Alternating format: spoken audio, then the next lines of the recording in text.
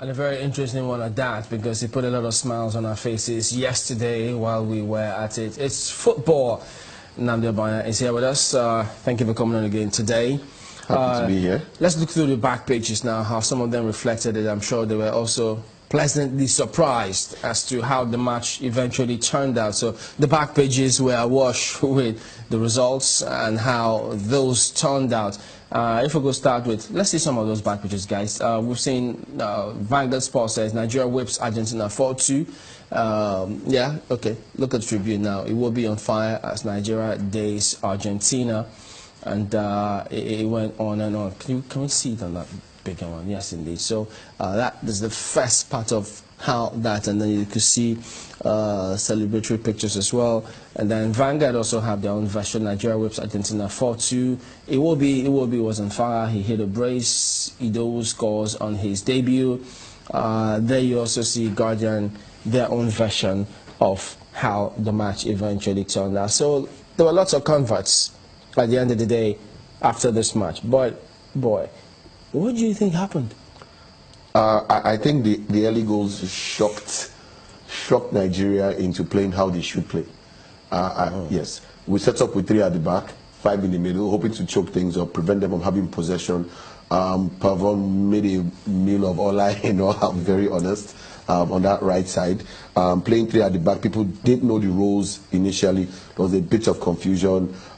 Maybe Akpe was cold. I have much hotter criticism for him, but let's just say he was cold. Positioning not the best, but anybody would have had issues with that first goal. The second goal, the free kick, keeper's fault 100%. I mean, textbook football at children's level. You set a wall, you don't stand behind the wall. Force the striker to get the ball up over the wall and into the corner. You need to be standing at the other side. Don't give him a clear shot at goal. Make him have to work. Because for a ball to travel up and comes down, gives you time to get to the other side. So if it's a great free kick, it goes in, you hold your hands up to the striker. Fantastic technique. It's a forgivable offense. No, I'm sorry, no. Okay, but with this new strategy that they have, 3-5-2, that's the formulation that they have. What makes it different? Is that the strategy to give us the win, even when we go into the World Cup? I think it was based on the personnel that were available. The fact that our standing number 9, Odion Igalo, was not available. The fact that Victor Moses, who is always in the 3 players behind the striker, we normally play a 4-2-1-2-1. That one usually has Mikel as this man alone, with Onazi and Wilfred Ndidi behind him. We usually have Igalo as the striker, and we have runners of Iwobi, Moses Simon. Usually Moses Simon and Victor Moses as the runners of the striker. We didn't have Victor Moses, we didn't have Moses Simon, we didn't have Igalo, so we had to change the formation. The 2 top attackers we had right now were Iwobi and Iheanacho. Started with 2 strikers, and we needed to, because they both have pace, good positioning. Iwobi is a very mobile player.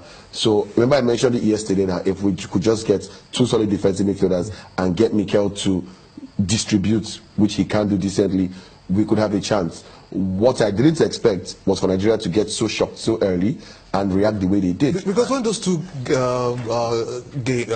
goals came in, I looked at it and I said, oh my God, here we go again. I mean, a lot of people would say this, even Chamberlain would have been freaking out at that time. But the game changer came in so fast. Yeah. How was the game able to just all of a sudden change so quickly? Isolation football. You have Mascherano, who is old. You have Otamendi, who is not the best at man marking. You put a player on them and they start shaking. You know, they are good at zonal marking. They are very intelligent. They will head out dead balls. But you put a man one-on-one with either of those guys, there'll be problems. And that's where I think Alex Iwobi deserves a lot of credit, because he was a bit of a nuisance yesterday. I mean, he scored a brace, but in my opinion, I think those 2 goals were the least of what he did yesterday. I mean, because when you're constantly tormenting defenses like that, you force the midfield to sit back, you force people to double team, you get people out of position, and you create all sorts of spaces. So I think that isolation game of having players run directly at them, which Nigeria should do more, run at defenders, it causes problems, and that was what happened. Iwobi got the free kick when he ran, and Mascherano left a leg out. Yeah. He was going for the give and go for the 1-2, left a leg out, we got the free kick. You know, let's talk about the keeper. Because at the end of the day, no matter what the team does, if the team or if your opponents think, let's just see how many shots we can get at goal, we could be lucky, just shoot on target. Yeah. And the goals that the keeper considered, do you think that having seen his performance, Yeah. and not just as a result of that singular performance, his previous performances, will any coach want to play him in the World Cup? Well, another thing we have to consider is if, when it's time to board the plane to Russia, there is no keeper of his caliber fit and available, he will have to board the plane to Russia, because you must go. I would say, oh dear. You must go with your best hand. Because people say that he's very shaky. Injuries aside, right now, all we have is Uzoho, Akpe, and Ezenwa. Wow. Except somehow Enyama makes a return. You know, that's what we have right now. Let's live with it. Uzoho, inexperienced, we've not seen him before, but he's at a club where he gets quality training day in, day out, but he doesn't get a lot of match time. I watched him. I watched for some particular things. The point blank header he saved that side. His movement when crosses came in, you know, the keepers normally come out if they see it's too far, they dart back. His movement for crosses was okay. Speaking about movements, Yeah. how much questions can we ask of goalkeeper trainers in this circumstance? A lot of questions, but the habit of the goalkeeper is formed by what you do day in, day out. So most of your training is at club level. At national team level, what they'll really be putting to you is how to communicate with your defenders and coordinate with them, sort of to form that spine between the goalkeeper and the central two or central three. The communication between them and watching for each other, calling for each other, knowing when to come out, how they play with each other is what they will really be telling him, because, I mean, national team is together for short periods. It's at club level, week in, week out, that he does training for coming for crosses. He keeps in Chipa United, right? In South Africa? Well, then let's question their goalkeeper training. Because people argue that if that team in South Africa is where he plays for, I mean, they're no better than Eyimba. Well, there might be infrastructure, there might be a good system there, but again, Eyimba produced Vincent Eyimba, didn't he?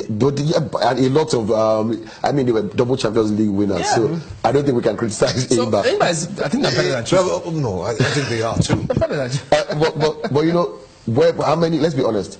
South Africa produces a lot of great keepers, which means that there's a system there that trains keepers well, and it's not at one or two clubs. But maybe it's that club, maybe it's him himself. But what he did yesterday was not a case of the keeper not being good. It's a case of the keeper not being technically sound. So positioning for set pieces, for crosses, for dead balls, these are technical things. A keeper's own talent is agility, awareness, and his ability to hold on to a ball and decision making. But this explanation suggests that he's a risk going into the World Cup. All our keepers are risks going into the World Cup. All the keepers we have on ground now are risks. Because we don't want to go there and then not get and then concede goals that should have been prevented. What must we do now? Well, I mean, between now and that time. If we're to be honest, do we have to maybe hire someone, a technical person, to get those flows straightened out? That's one thing. Another thing is the defensive coach could come up with a system where you don't expose your keeper too much. You know, is it just the defensive coach or the entire technique of the game now? No, the defensive coach. Then, because the defensive coach is in charge of the high lines. Okay. If you want to play high lines, play the offside trap. You know, in those cases, people cannot really take long range shots because they are too far. But you run the risk of having strikers getting in behind your back line and going one-on-one with your keeper. Will the 3-5-2 give us that?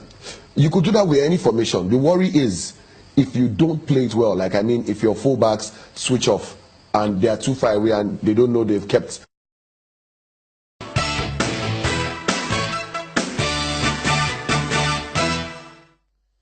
Welcome back. Well, from the look of things, we certainly are doing some things right in terms of administration and the team itself. What are those things and that we need to keep doing? First one is consistency.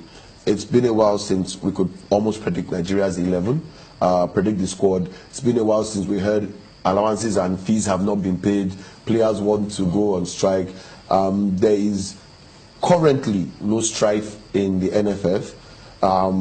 The NFF president is pretty influential in CAF right now. So a lot of dodgy things that used to happen and went unreported are not really happening. Boardroom politics. Boardroom politics. I mean, the era of going to North Africa and having live bands in the hotel lobby overnight and fireworks at 3 a.m.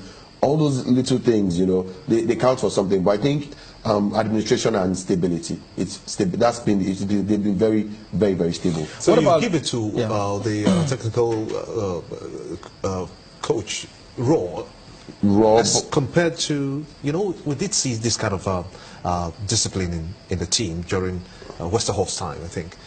If were to make a comparison, what is it that you could decipher from the two?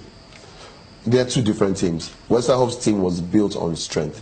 I mean, we had the Eguavons, the Rojas, the Uchekichukus. We don't have such big, strong guys right now. This team is much quicker, much quicker. It plays much more. The football is faster from the back.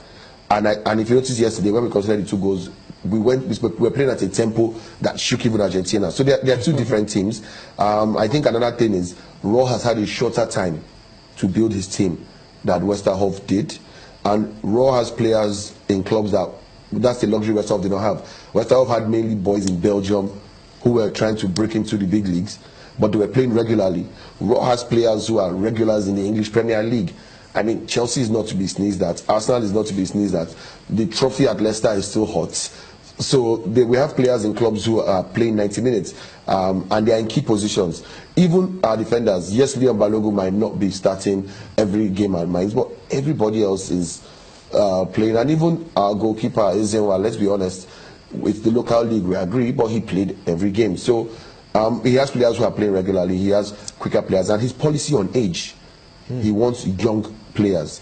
Raw has that policy. So just very few veterans, Ahmed Musa, Mikel Obi. And I mean, if Mikel and Musa are the veterans in your team, you know that that's a pretty young team. So I think that's what he has. The fact that what he wants, he's been able to get it, and he's getting very little obstruction. So there you go. I think it's looking good so far. We hope there'll be a lot less obstruction, such that they could keep doing this and do more. Thank you for coming on this morning. Namdi, sports analyst and journalist. We'll be back tomorrow. That's the show today, as a matter of fact. I'm Chamberlain also. And I'm Gimba Umar. Thank you, Maokwe Ogun.